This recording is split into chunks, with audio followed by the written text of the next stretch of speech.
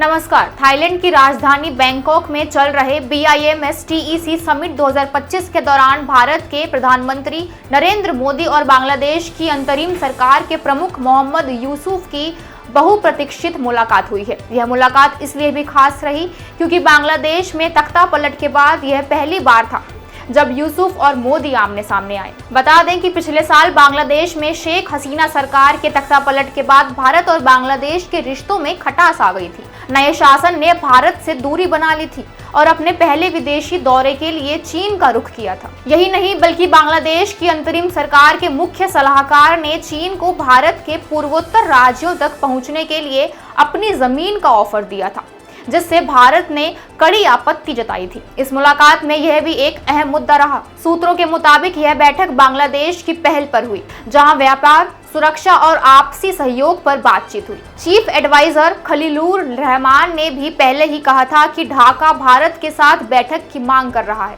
लेकिन उस मुलाकात का महत्व और बढ़ जाता है चिकन नेक विवाद की वजह से। दरअसल हाल ही में मोहम्मद यूसुफ के चिकन नेक कॉरिडोर पर दिए गए बयान ने भारतीय सुरक्षा एजेंसियों को सतर्क कर दिया था। चिकन नेक, जिसे सिलीगुड़ी कॉरिडोर भी कहा जाता है, भारत के लिए बेहद संवेदनशील और सामरिक रूप से महत्वपूर्ण क्षेत्र है। यह 60 किलोमीटर लंबा और केवल 22 किलोमीटर चौड़ा एक पतला गलियारा है, जो भारत के मुख्य भूभाग को पूर्वोत्तर राज्यों से जोड़ता है। इसे सेवन सिस्टर्स यानी पूर्वोत्तर राज्यों की जीवन रेखा भी कहा जाता है। यह नेपाल, भूटान, चीन और बांग्लादेश से घिरा हुआ है, जिससे यह भू राजनीतिक रूप से अत्यंत संवेदनशील बन जाता है।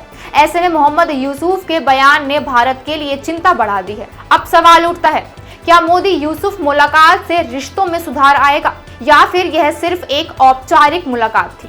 फिलहाल के लिए इस रिपोर्ट में इतना ही। धन्यवाद।